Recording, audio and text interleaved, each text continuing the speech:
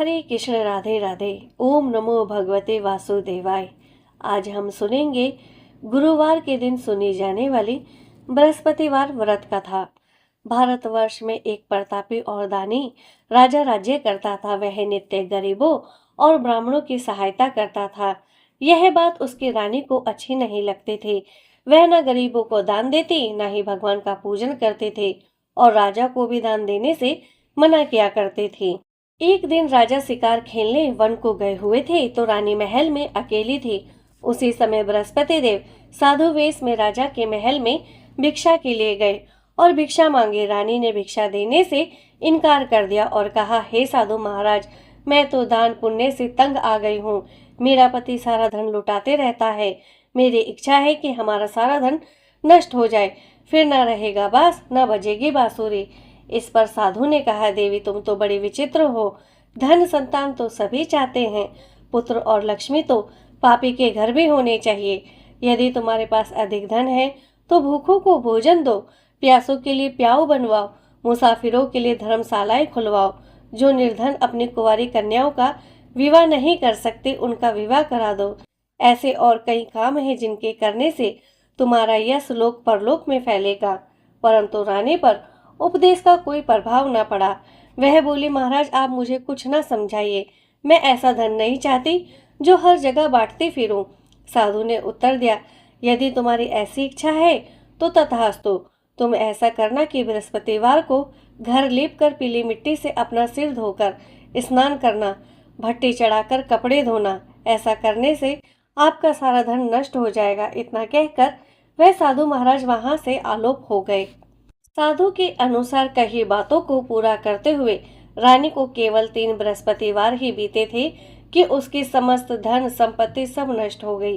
भोजन के लिए राजा का परिवार तरसने लगा। एक दिन राजा ने रानी से बोला कि हे रानी, तुम यहाँ ही रहो, मैं देश को जाता हूँ, क्योंकि यहाँ पर सभी लोग मुझे जानते हैं, इसलिए मैं कोई छोटा कार्य नहीं कर सकता। ऐसा कहकर राजा परदेश चला गया। वहां वह जंगल में लकड़ी काट कर लाता और शहर में बेचता। इस तरह वे अपना जीवन व्यतीत करने लगा।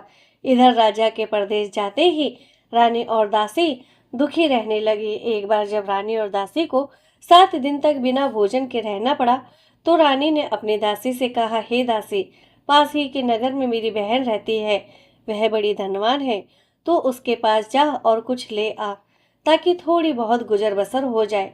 दासी रानी की बहन के पास गई। उस दिन गुरुवार था और रानी की बहन उस समय बृहस्पतिवार व्रत की कथा सुन रही थी। दासी ने रानी की बहन को अपनी रानी का संदेश दिया, लेकिन रानी की बड़ी बहन ने कोई उत्तर नहीं दिया। जब दासी को रानी की बहन से कोई उत्तर नहीं मिला तो वह बहुत दुखी हुई। उसे बहुत क्रोध भी आया। दासी ने वापस आकर रानी को सारी बात बता दी।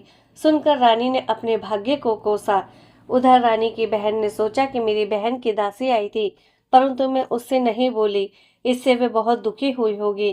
कथा सुनकर और पूजन समाप्त करके वह अपनी बहन के घर आई और कहने लगी, हे बहन, मैं बृहस्पतिवार का व्रत कर रही थी, तुम्हारी दासी मेरे घर आई थी, परंतु जब तक कथा होती तब तक ना उठते और ना बोलते हैं, इसलिए मैं नहीं बोली।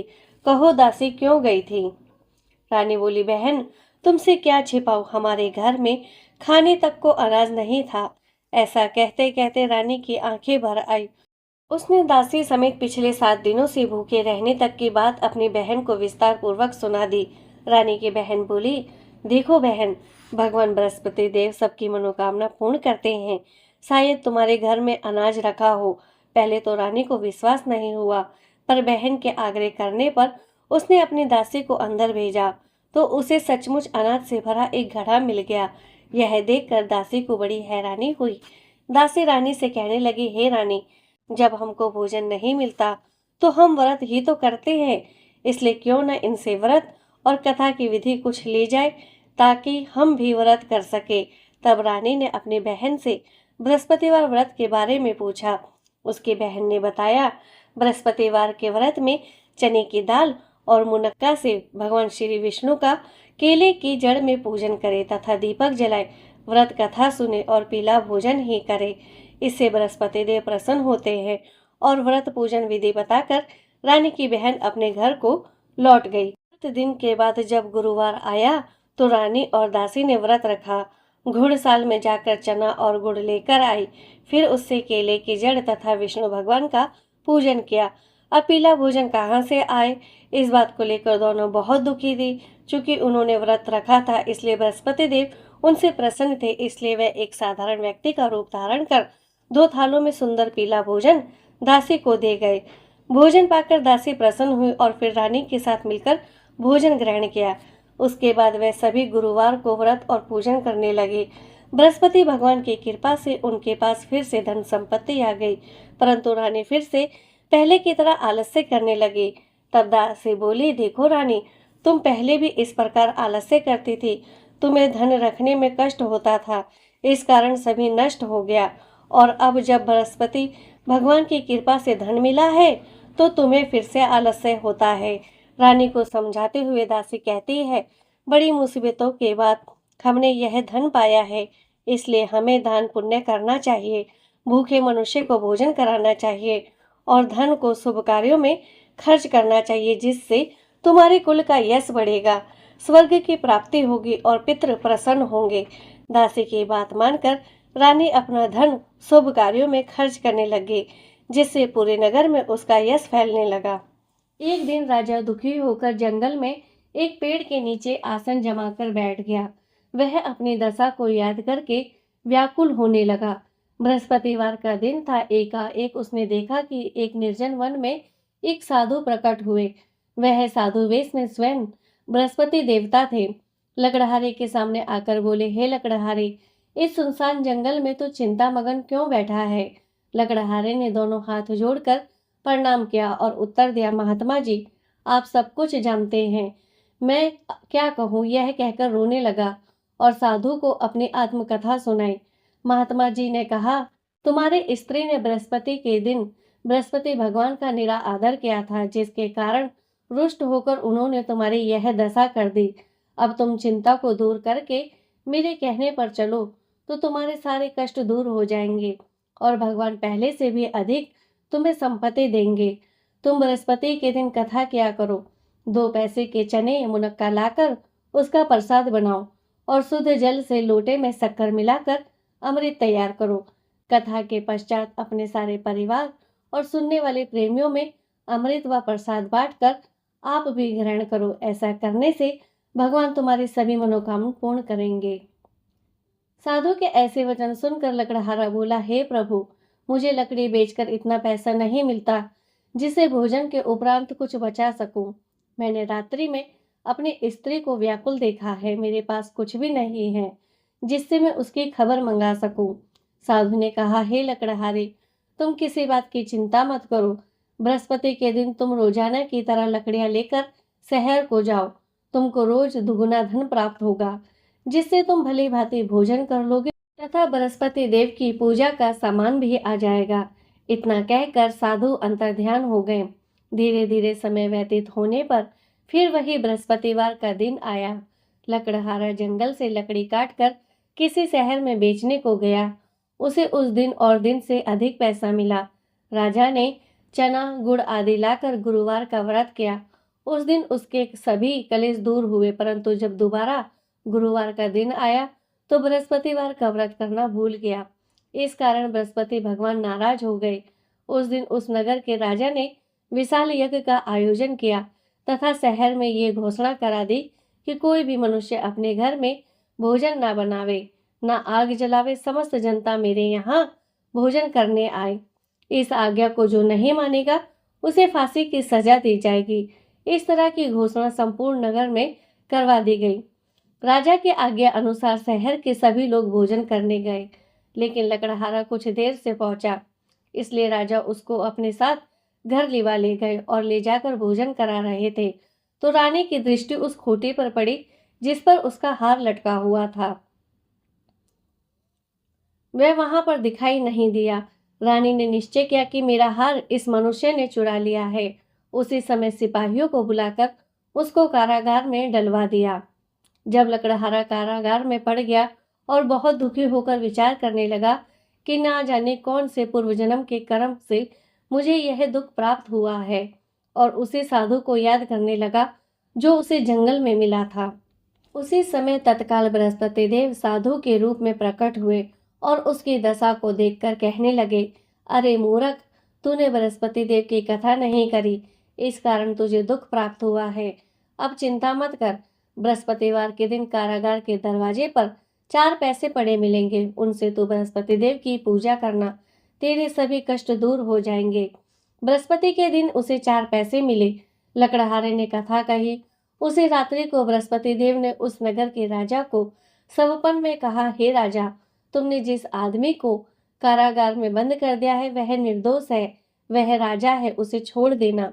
रानी का हार उसी खूंटी पर लटका है, अगर तू ऐसा नहीं करेगा तो मैं तेरे राज्य को नष्ट कर दूंगा। इस तरह रात्रि के स्वप्न को देखकर राजा प्रातःकाल उठा और खूंटी पर हार देखकर लकड़हारे को बुलाकर क्षमा मांगी तथा लकड़हारे को योग्य सुंदर वस्त्र आभूषण देकर विदा कर दिया। बृहस्पति देव की आज्ञा अनुसार लकड़हारा अपने नगर को चल दिया। राजा जब अपने नगर के निकट पहुंचा तो उसे बड़ा आश्चर्य हुआ। नगर में पहले से अधिक बाग, तालाब, कुएं तथा बहुत सी धर्मशाला, मंदिर आदि बन गए हैं। राजा ने पूछा, यह किसका बाग है और धर्मशाला है? तब नगर के सब लोग कहने लगे, यह सब रानी और बांदी के हैं। तो राजा को आश्चर्य हुआ और गुस्सा भी आया। जब रानी ने यह खबर सुनी कि राजा आ रहे हैं तो उन्होंने बांदी से कहा कि हे दासी, देख, राजा हमको कितनी बुरी हालत में छोड़ गए थे। हमारी ऐसी हालत देखकर वह लौट ना जाए, इसलिए तू दरवाजे पर खड़ी हो जा। आज्ञा अनुसार दासी दरवाजे पर खड़ी हो गई। राजा आए तो उन्हें अपने साथ लिवा लाई। तब राजा ने क्रोध करके अपनी रानी से पूछा कि यह धन तुम्हें कैसे प्राप्त हुआ? तब उन्होंने कहा, हमें यह सब धन बृहस्पति देव के इस व्रत के प्रभाव से प्राप्त हुआ है। राजा ने निश्चय किया कि 7 रोज बाद तो सभी बृहस्पति देव का पूजन करते हैं, परंतु मैं प्रतिदिन दिन में 3 बार कहानी तथा रोज व्रत किया करूंगा।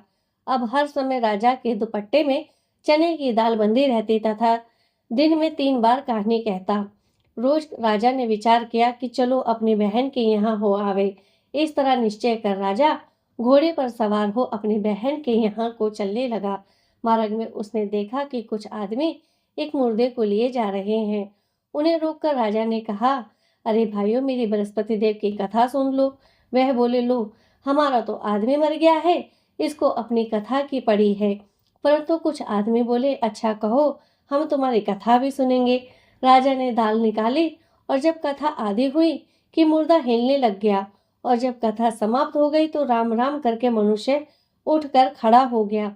आगे मार्ग में उसे एक किसान खेत में हल चलाता मिला। राजा ने उसे देख उससे बोला, अरे भैया, तुम मेरी बृहस्पतिवार की कथा सुन लो। किसान बोला, जब तक मैं तेरी कथा सुनूंगा तब तक 4 हरैया जोत लूंगा। जा अपनी कथा किसी और को सुनाना। इस तरह राजा आगे चलने लगा। राजा के हटते ही बैल पछाड़ खाकर गिर गए तथा किसान के पेट में बड़ी जोर का दर्द होने लगा।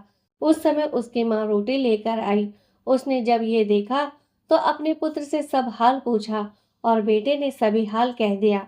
तो बुढ़िया दौड़ी दौड़ी उस घुड़सवार के पास गई और उससे बोली कि मैं तेरी कथा सुनूंगी, तू अपनी कथा मेरे खेत में चलकर ही कहना। राजा ने बुढ़िया के खेत पर जाकर कथा कही, जिसके सुनते ही वह बैल उठ खड़े हुए तथा किसान के पेट का दर्द भी बंद हो गया। राजा अपनी बहन के घर पहुंचा। बहन ने भाई की खूब मेहमानी की। दूसरे रोज प्रातःकाल राजा जगा तो वह देखने लगा कि सब लोग भोजन कर रहे हैं। राजा ने अपनी बहन से कहा, ऐसा कोई मनुष्य है जिसने भोजन नहीं किया हो? मेरी बृहस्पतिवार की वह कथा सुन ले। बहन बोली, हे भैया, ये देश ऐसा ही है, पहले यहाँ लोग भोजन करते हैं, बाद में अन्य काम करते हैं। अगर कोई पड़ोस में हो तो देख आऊं। वह ऐसा कहकर देखने चली गई, परंतु उसे कोई ऐसा व्यक्ति नहीं मिला जिसने भोजन ना किया हो। अतः वह एक कुमार के घर गई जिसका लड़का बीमार था। उसे मालूम हुआ कि उनके यहाँ 3 रोज से किसी ने भोजन नहीं किया है। रानी ने अपने भाई की कथा सुनने के लिए कुमार से कहा तो वह तैयार हो गए। राजा ने जाकर उन्हें बृहस्पतिवार की कथा कही, जिसको सुनकर उनका लड़का स्वस्थ हो गया। अब तो राजा की प्रशंसा हर जगह होने लगी। एक रोज राजा अपनी बहन से कहा कि हे बहन, हम अपने घर को जाएंगे, तुम भी तैयार हो जाओ। राजा की बहन ने अपनी सास से कहा। सास ने कहा, हाँ चली जा, परंतु अपने लड़कों को मत ले जाना, क्योंकि तेरे भाई की कोई भी औलाद नहीं है। बहन ने अपने भैया से कहा, हे भैया, मैं तो चलूंगी, पर कोई बालक नहीं जाएगा। राजा बोला, जब कोई बालक नहीं चलेगा तो तुम क्या करोगी जाकर। बड़े दुखी मन से राजा अपने नगर को लौट आया। राजा ने अपनी रानी से कहा, हम निर्वंशी हैं, हमारा मुंह देखने का धर्म नहीं है और कुछ भोजन आदि नहीं किया। रानी बोली, हे प्रभु, बृहस्पति देव ने हमें सब कुछ दिया है और वे हमें संतान भी अवश्य देंगे। उसी रात को बृहस्पति देव ने राजा से सपन में कहा, हे राजा उठ, सभी सोच त्याग दे, तेरी रानी गर्भ से है। राजा यह समाचार सुनकर राजा बहुत प्रसन्न हुआ। 9वें महीने में उसकी स्त्री के गर्भ से एक सुंदर पुत्र पैदा हुआ। तब राजा बोला, हे रानी, स्त्री बिना भोजन के रह सकते हैं, पर बिना कहे नहीं रह सकते। जब मेरी बहन आवे तो तुम उससे कुछ मत कहना। रानी ने सुनकर हाँ कर दिया। जब राजा की बहन ने यह शुभ समाचार सुना तो वह बहुत खुश हुई तथा बधाई लेकर अपने भाई के यहाँ आई। तभी रानी ने कहा, घोड़ा चढ़कर तो नहीं आई, गधा चढ़ी आई। राजा की बहन बोली, भाभी, मैं इस प्रकार ना कहती तो तुम्हें संतान कैसे मिलती। बृहस्पति देव ऐसे ही हैं, जिसके मन में जो कामना है वे सभी को पूर्ण करते हैं। जो सद्भावना पूर्वक बृहस्पतिवार का व्रत करता है एवं कथा पढ़ता और सुनता है और सुनाता है, बृहस्पति देव उसकी सभी मनोकामना पूर्ण करते हैं। बोलो बृहस्पति देव भगवान की जय। भगवान श्री हरि विष्णु माता लक्ष्मी की जय।